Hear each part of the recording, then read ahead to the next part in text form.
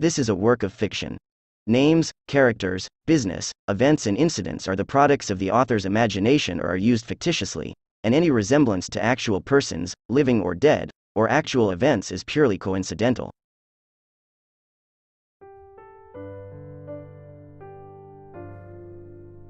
Natapos ang midterm exam na hindi ako makapag-focus sa pag-aaral, maging sa responsibilidad ko sa SSG bilang Vice President.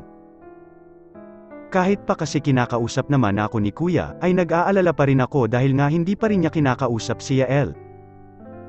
Although okay naman na ang tropa bukod sa kanilang dalawa, hindi pa rin sapat yun para sa akin.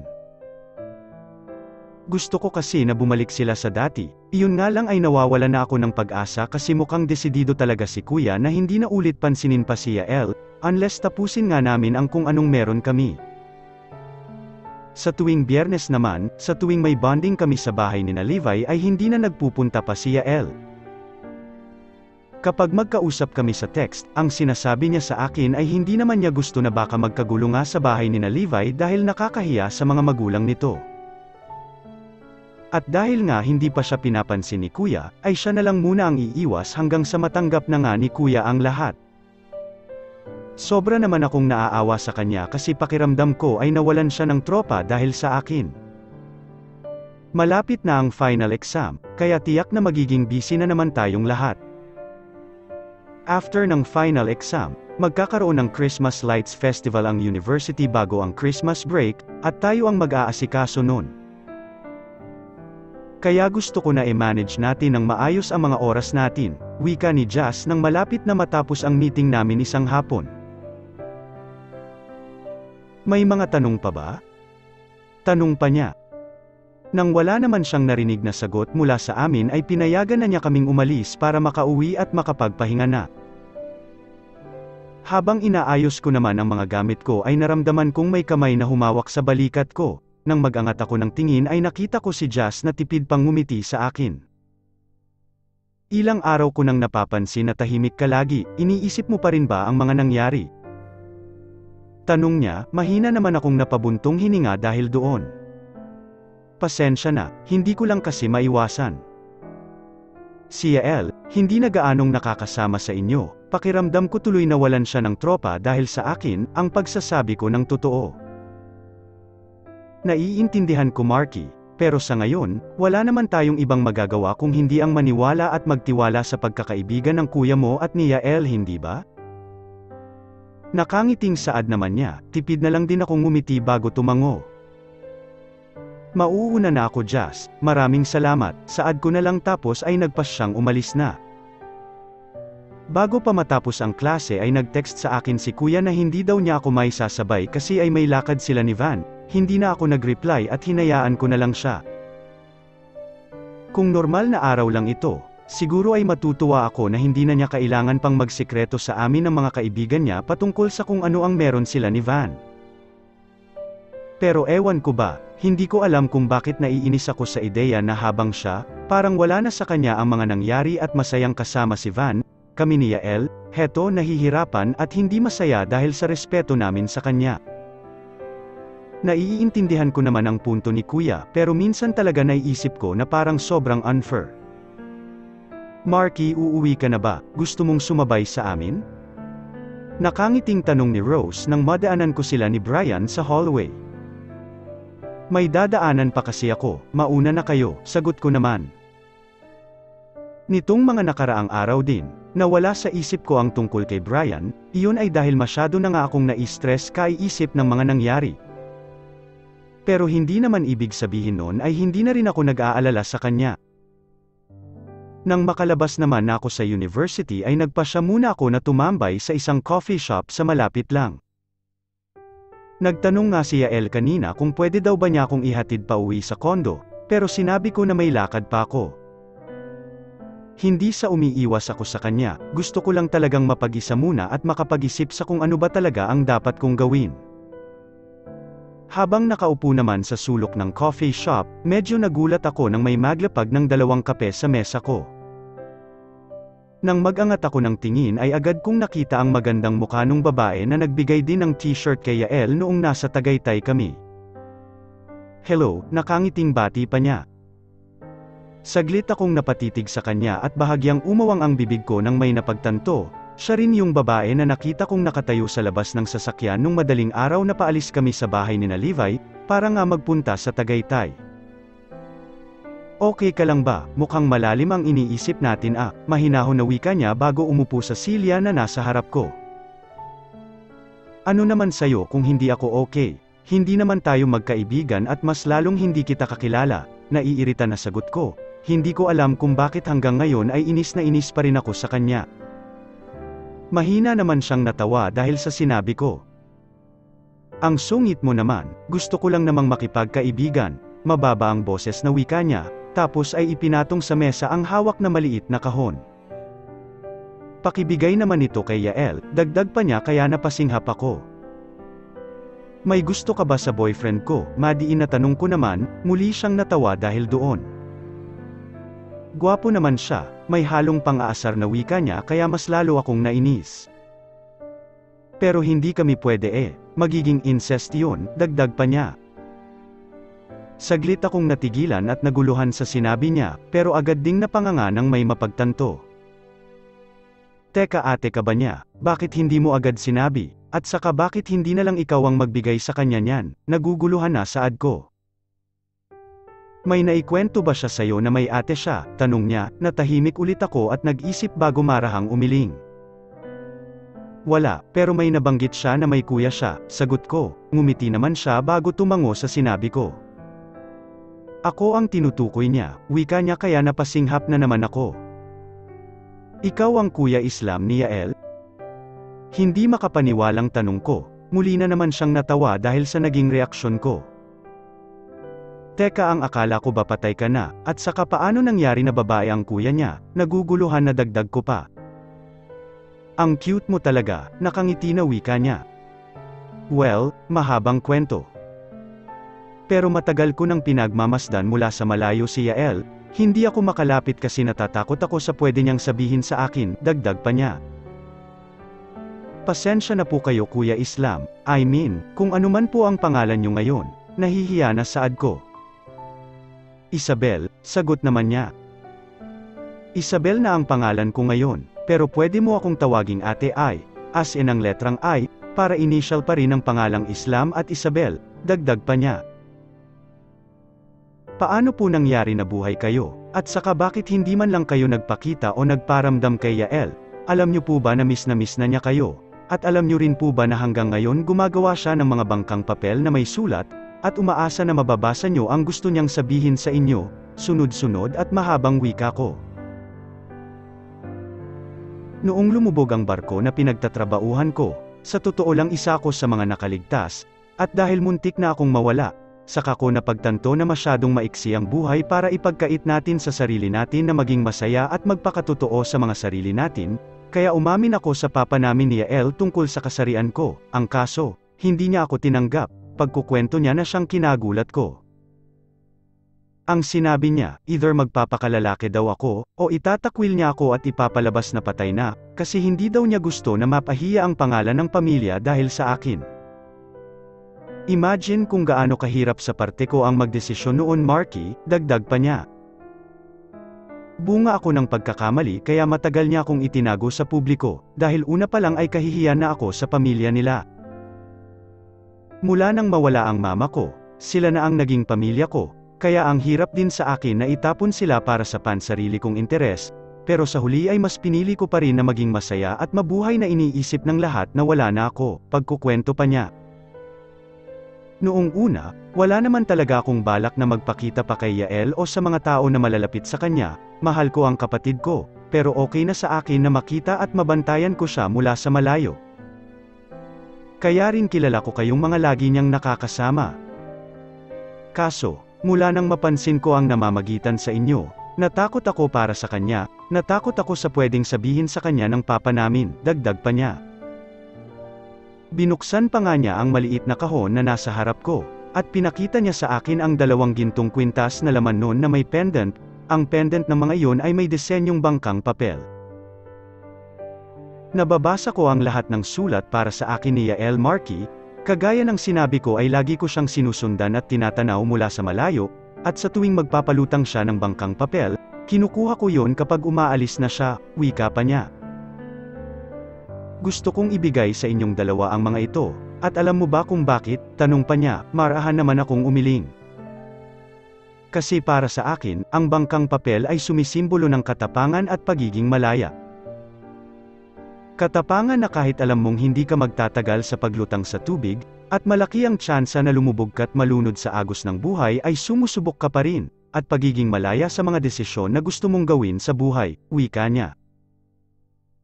Marky, hindi ko alam kung matatanggap ako ng kapatid ko na ganito na ako, pero nag-aalala ako sa kanya, kaya ikaw ang una kong nilapitan kasi alam ko na makikinig siya sa'yo. Pakiusap, tulungan mo naman ako na makausap siya, emosyonal na dagdag pa niya. Hindi ko naman alam ang isasagot ko, pero isa lang ang sigurado. Naaawa ako sa kanya at kay Yael. Pagkatapos ng lahat ng mga nangyari, kahit pa hindi magsabi si Yael ay alam kong sobra din siyang naaapektuhan at nasasaktan, kaya sa tingin ko ay deserve naman niya na maging masaya, at naniniwala ako na kahit pa ibang-iba na ang hitsura ng Kuya Islam niya na nakilala, nakasama, tiningala at minahal niya noon, ay magiging masaya pa rin siya sa ideya na buhay pa rin ito.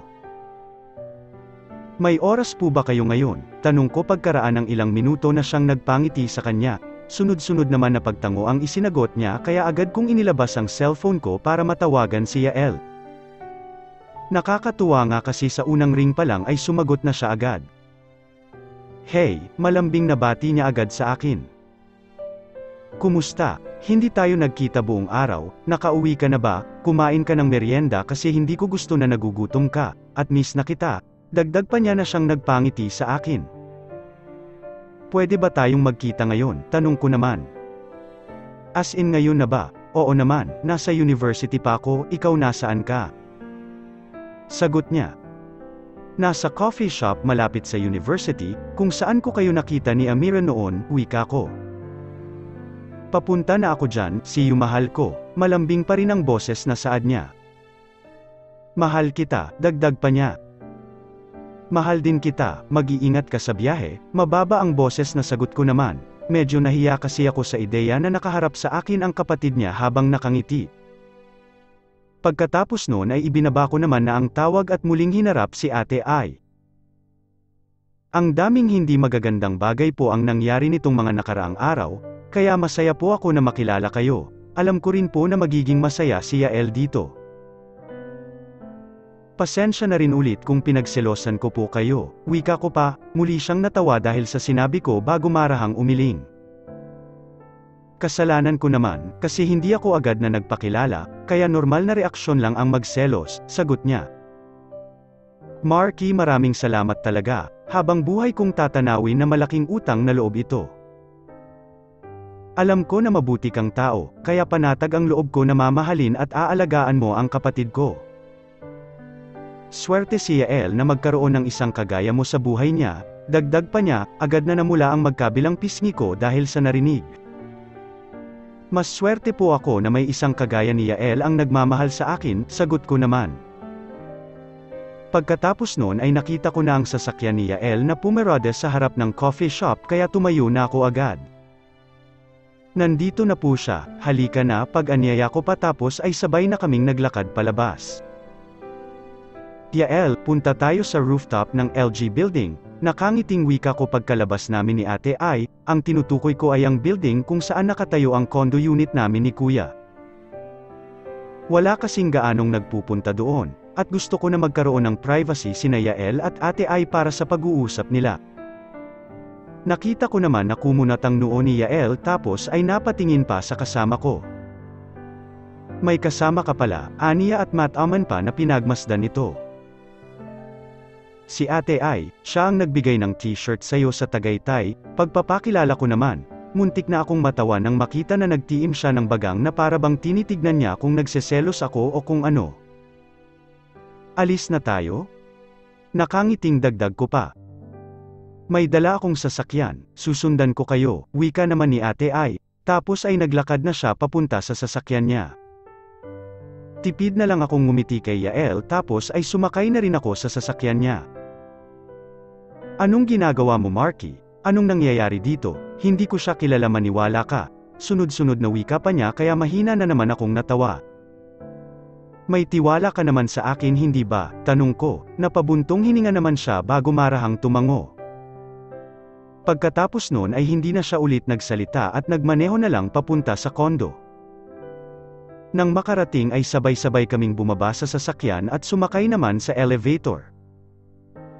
Habang nasa loob nga kami ay ramdam ko na kung minsan ay tatapunan ng tingin ni Yael ang kasama namin, pero hindi naman siya kumikibo. Gaya ng inexpect ko ay walang tao sa rooftop pagkarating namin.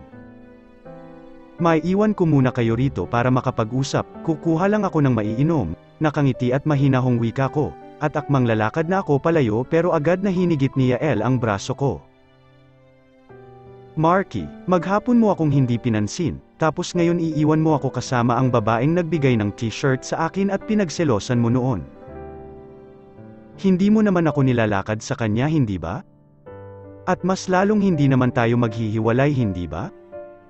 Mahabang saad niya, mababa lang ang boses niya pero may halo iyong pag-aalala. Hindi Yael, basta magtiwala ka lang sa akin, babalik ako agad, nakangiting wika ko naman. Nang binitawan naman niya ako ay agad ko siyang niyakap. Masaya ako para sayo, bulong ko pa. Halatang nalilito siya sa mga sinasabi ko, pero hinayaan naman na niya akong maglakad paalis ng rooftop. Sa totoo lang ay pwede naman akong manatili doon para masamahan ko siya, pero bukod sa alam ko na ang kwento at dahilan ng kapatid niya, ay gusto ko nga silang bigyan ng privacy na makapag-usap, at masabi sa isa't isa ang mga gusto nila na hindi sila nahihiya. Nang makapasok sa kondo namin ni Kuya ay wala pa siya doon. Agad naman akong nagpalit ng damit pambahay tapos ay nagpahinga muna saglit sa sala. Pagkaraan siguro ng halos kalahating oras, ay saka ako nagpasya na dalhan sila ng mga maiinom at makakain. Nang nasa pinto na ako ng rooftop ay bahagya ko lang yung itinulak para masigurado muna na hindi ako makakaistorbo sa kanila. Parang may kung anong mainit na bagay naman ang humaplos sa puso ko nang makita si Yael na bahagyang nakayuko habang umiiyak, habang ang kapatid niya ay nakayakap sa kanya at paulit-ulit na bumubulong ng sorry. Dahil doon ay alam kong nakapagpaliwanag na ito. Hindi muna ako agad na nagpakita sa kanila, nanatili lang ako sa likod ng pinto habang pinagmamasdan sila. Maya-maya pa ay nakita ko na kumawala na sa yakap si Ate Ai at hinarap si Yael, habang naluluha rin ang mga mata. Patawarin mo si Kuya, sorry kung ngayon lang ako, narinig kong saad nito. Hindi na importante yon, ang mahalaga, nandito ka na ulit, lumuluha pa rin ang mata na sagot naman ni Yael. Aaminin ko na nagagalit ako kasi ang tagal mong hindi nagparamdam sa akin, kasi ang tagal kong inakala na wala ka na talaga. Pero miss na kita, at ngayong nandito ka na, alam ko na hindi na ako nag-iisa, na may kakampi na ulit ako. Huwag ka nang aalis ulit please, mahabang dagdag pa nito. Kahit naman wala ako noon, hindi ka nag-iisa. Nakita ko na may mabubuti kang mga kaibigan, tapos ngayon, kasama mo si Marky. Nakita ko na mabuti siyang tao, kaya huwag mo siyang sasaktan Yael. Maswerte ka na magkaroon ng isang tao na kagaya niya sa tabi mo. Narinig kong saad pa nito na siyang nagpangiti sa akin. Alam ko naman iyon, pero iba pa rin yung nandito ka, sagot ni Yael, bahagya pa nga itong napalingon sa may pinto at napangiti nang makita niya ako. Dahil doon ay napalingon na rin sa akin ang kapatid niya. Sorry, dinalhan ko lang kayo ng makakain, wika ko. Naglahad naman ng kamay sa akin si Yael na parang pinapalapit niya ako sa kanya kaya yun ang ginawa ko, tapos ay agad niya akong niyakap ng mahigpit. Salamat Marky, bulong pa niya. Hindi ko alam kung gaano yun katagal hanggang sa ako na rin ang kumawala.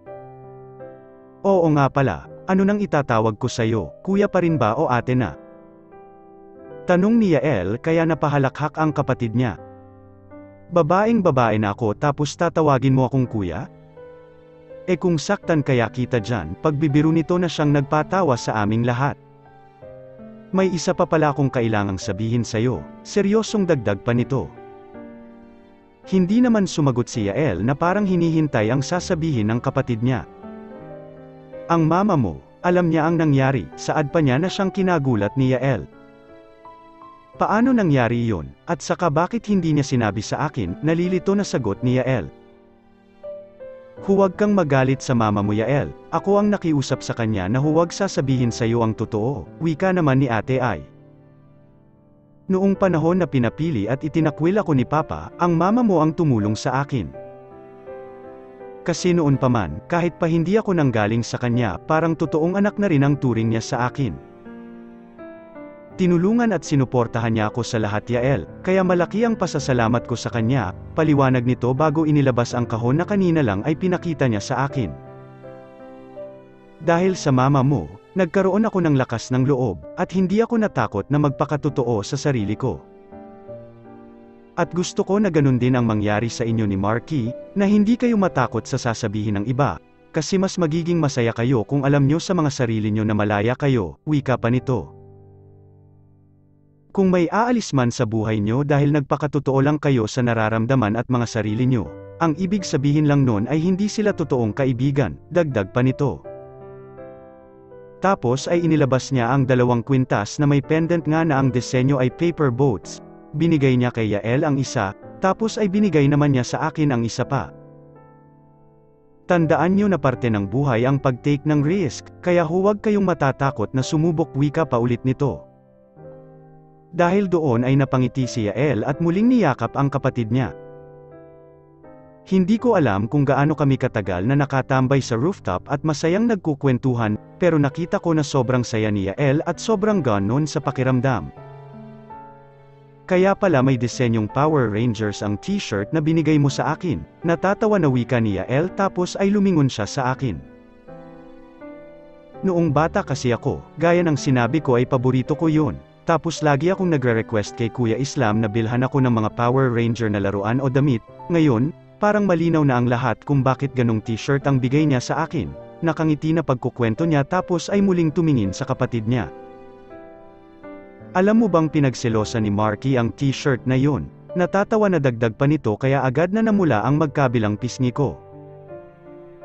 Nakakatakot nga magselos yang boyfriend mo, ilang beses nga din akong sinungitan, natatawa rin na sagot ni Ate Ai kaya mas lalo akong nakaramdam ng hiya.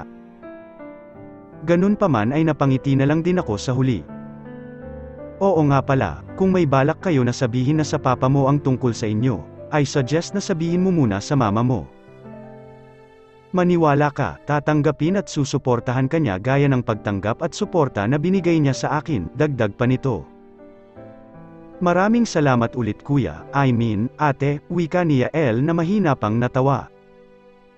Hindi pa rin ako sanay na tawagin kang ate, pero alam ko na iyon ang dapat. Salamat din sa mga kwintas na ito, dahil sayo at dahil dito, pakiramdam ko nagkaroon na ako ng lakas ng loob na hindi matakot na magpakatotoo sa sarili ko, kay Papa, at sa ibang tao. Nakangiting dagdag pa nito habang hinahaplos ang kwintas na ngayon ay suot na niya. Maging ako ay suot ko na rin ang kwintas na binigay din niya sa akin. Nagpatuloy pa kami sa pagkukwentuhan pagkatapos noon, siguro ay 8:00 na iyon ng gabi nang magpasya sila na umalis na. Pero syempre, bago iyon ay yumakap muna ako kay Ate Ai, tapos ay niyakap din ako ng mahigpit ni Yael at humalik pa siya sa noo ko, bagay na siyang sobrang gan talaga sa pakiramdam. Maraming salamat ulit Marky, sobrang saya ko ngayong araw. Pero sana, maging okay na rin kami ng kuya mo, that way mas magiging masaya ako, malambing na wika niya. Naniniwala ako na magiging okay din kayo, at gagawin ko ang lahat para mangyari yun, sagot ko naman. Pagkatapos noon ay nagpasya na nga sila ni Ate Ai na sabay nang maglakad pababa. Hindi ko na sila hinatid pa, para makapag-usap pa sila na silang dalawa lang. Dumiretso na ako sa kondo, at nang makapasok ay nakita kong nandoon na si kuya. Naka-uniforme pa rin ito habang nakaupo sa sofa.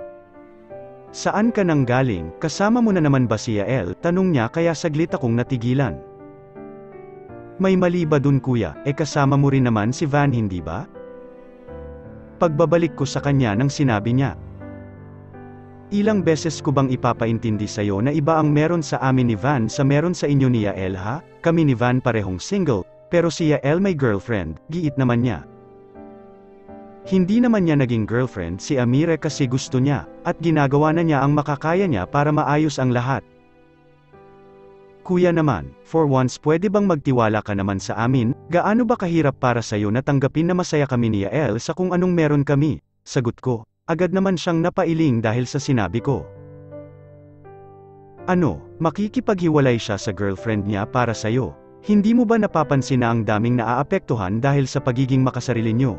Akala ko pa naman matalino ka, Marky? Mag-isip ka nga, madiin na saad niya bago naglakad na papunta sa kwarto niya.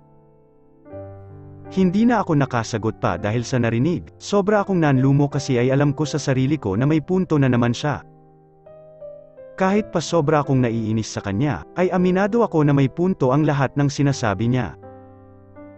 Totoo naman na ang daming naaapektuhan dahil sa relasyon namin ni Yael. Una, ang tropa, iyong magandang pagkakaibigan nila na akala ko walang makakasira, pero ngayon ay parang mawawala na. Pangalawa ay ang pamilya ni Yael lalo na ang papa niya na alam kong hindi talaga papayag sa ganito, tapos si Amira na hindi ko alam kung masasaktan ba namin o kung ano. At higit sa lahat ay si Yael mismo, kahit naman kasi hindi siya magsalita at magsabi, alam ko nga na deep inside ay sobra siyang apektado at nape-pressure. Mariin na lang akong napapikit sa huli dahil sa mga realisasyon na yon. Mabilis pang sumunod ang mga araw, at kahit na anong pilit kong sabihin sa sarili ko na okay lang ang lahat, alam ko na hindi. May mga pagkakataon na kasama namin ang tropa si Yael, pero kapag nangyayari yun ay wala si Kuya, kapag naman kasama namin si Kuya ay si Yael ang wala. Ganun pa man, ayaw ko na lang masyadong mag-overthink kasi ay masyado na akong napapagod na mag-isip. Kapag magkasama kami ni Yael ay pinipilit ko na lang na mag-enjoy at maging masaya kahit na papaano.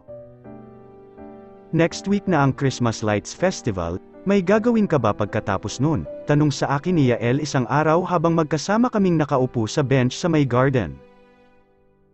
Wala naman, bakit mo na itanong? Sagot ko habang nagbabasa ng mga notes. Nagpasya kasi kaming dalawa na doon na lang mag-lunch ng sabay dahil hindi pwede ang mga tropa kasi nga ay final exam na. Ngayon ang huling araw ng final exam, at nakakatuwa na magkasabay kaming natapos kaya nagkasabay rin kaming kumain ng lunch. Birthday kasi ni Papa, iimbitahan sana kita, nakangiting saad niya kaya mabilis akong napalingon sa kanya. Yael baka kasi masira lang natin ang selebrasyon ng papa mo, nag-aalangan na wika ko. Lagi namang imbitado ang mga kaibigan ko sa birthday niya, kaya imbitado ka na rin. Kapag wala ng bisita, saka ko siya kakausapin at sasabihin ko na sa kanya ang tungkol sa ating dalawa, nakangiting sagot naman niya. Sigurado ka ba? I mean kung hindi ka pa talaga handa, hindi mo naman kailangang magmadali, saad ko. Siguradong sigurado na ako, Marky, ilang buwan na rin nating itinatago ang relasyon natin, at sa tingin ko oras na para masabi ito sa lahat, nakangiti pa rin na wika niya. Pero pangako mo, na pagkatapos nating ipaliwanag kay Papa ang lahat, ipapakilala mo naman ako sa mga magulang mo, dagdag pa niya na siyang nagpangiti na rin sa akin. Ikaw ang bahala, pero kung sakali man na magbago ang isip mo, okay lang, sagot ko. Hinding-hindi na magbabago ang isip ko, malambing na sagot niya tapos ay umakbay pa sa akin. Huwag na nating hintayin ang tropa, mag-date na lang tayo ngayon, ililibre kita kasi tapos na ang final exam, dagdag pa niya kaya mahina akong natawa. Kahit naman walang exam ikaw ang laging gumegastos kapag lumalabas tayo, para maiba naman, ako naman ang maglilibre sa'yo ngayon, nakangiting wika ko. Sige, pero ako ang pipili kung saan tayo kakain. Nakangisi na saad niya na parang may naisip, nagkibit naman ako ng balikat at hinayaan siya na magdesisyon. Pagkatapos noon ay naglakad na kami papunta sa parking lot at sumakay sa sasakyan niya para nga makaalis na. Si ate ay pala kumusta, tanong ko nang nasa biyahe na kami. Okay lang naman siya, nasa Singapore siya ngayon kasama ang mga kaibigan niya, pero baka uuwi din daw siya sa Makalawa. Nakausap ko na nga rin pala si Mama, at masaya siya na sinabi ko daw sa kanya ang tungkol sa atin. Excited na nga daw siya na makilala ka, sagot niya na siyang nagpangiti sa akin. Sa susunod mag-travel tayong dalawa sa abroad, iyong tayong dalawa lang, para kunwari honeymoon na natin. Nakangisi na dagdag pa niya na siyang nagpatawa na naman sa akin. Saka na kapag hindi busy, o kaya kapag graduate ka na, sagot ko. Kapag graduate na ako, hahanap ako agad ng trabaho, tapos kapag kumikita na ako, mag-iipon ako agad ng pambili ng bahay natin, tapos ako na rin ang susuporta at magpapaaral sa iyo hanggang sa makagraduate ka din, wika niya. Baliw, hindi dapat ganon. Sagot ko naman, pero napapangiti rin. Nakakakilig lang kasi ang ideya na kasama ako sa mga plano niya sa future. Bakit naman hindi, magiging mag-asawa din naman tayo sa future, wika niya kaya humalakhak na naman ako. Alam mo, masyado kang advance mag-isip, sagot ko na lang. Hindi naman, dapat lang kasi talaga may plano tayo, malambing pa rin na sagot niya. Hindi na ako nakasagot nang makitang ipinarada niya ang sasakyan sa harap ng isang convenience store. Sa gilid noon ay may eskinita, at pagkababa namin ay doon kami dumiretso. Napangiti nga ako nang makita ang mga nakahilera na nagtitinda ng street foods doon. At nang araw na yon, masaya kaming nag-food trip ng iba't ibang street foods habang patuloy sa kwentuhan at pangungulit niya tungkol sa future namin. Nakakatuwa talagang isipin, at parang nakaka-excite. Pero alam ko naman na marami pa ang mga pwedeng mangyari. Gaya ng sinabi ko ay ayaw ko nang mag-overthink pa. Kaya sa ngayon ay gusto ko na mag-enjoy na muna kaming magkasama, at hayaan na lang ang panahon at oras kung hanggang saan kami dadalhin nito.